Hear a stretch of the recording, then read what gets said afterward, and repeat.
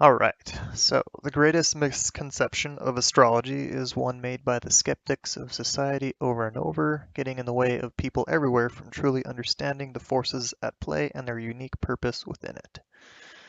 So a few examples of questions that I hear occasionally is, for example, someone saying, I've read up on the qualities of my sign, whichever it is, like Scorpio, Cancer, Capricorn, etc., and I don't feel like it properly reflects me, whereas one or more other signs do a better job.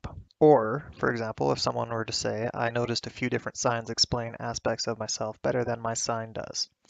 So, when one looks at the signs of astrology, the most common objection is that oftentimes the observer finds the qualities of their given sign to be less prominent within themselves than that of other signs, for example.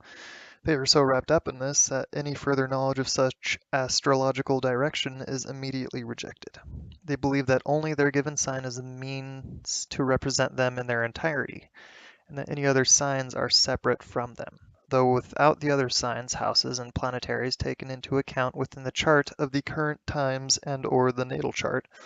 The majority of horoscopical projections are simply vaguish shots in the dark, looking to encompass less specific collective current paths rather than any individual's particular route through life. So every time somebody is born, the planetaries are stationed in a very specific formation in the rotation around the sun. In each given moment, these planetaries are always in a new position relative to all the rest, including the sun's trip throughout the galaxy. Astrology is the study of these planetaries and their very specific relation to the psyche of every individual born at each given time and place on Earth, which would look entirely different on another planet or solar system. For example, the position of these great bodies of matter in a 360-degree relation to each other are imprinted in the natal chart and psyche of every individual upon birth. The slight magnetic energetic fluctuation opening the doorway to those of like mind, marking their entry. The position of the closest planetaries, for obvious reasons, are of most prominent relevance to those born here. Therefore, the planetary bodies within the solar system are the focal points of this particular study. The human mind itself is never void of any currently existing planetary sign or house within their natal chart, though some aspects may either be suppressed or prominent within their psyche, planetaries being the major forces at work, signs being the archetypal forces or personae in play, and houses being the prominent aspects of life. All of these are interconnected and in relation to each other in one way or another. They exist to reflect the many different aspects of life, or the many different aspects of self within the individual. The prominent sign and house of which the sun planetary is located at the time and place of birth is considered to be the individual's sign. And that's usually where the confusion goes, is because even though the sun is in a particular sign, that doesn't mean that you are everything that and nothing of the other signs.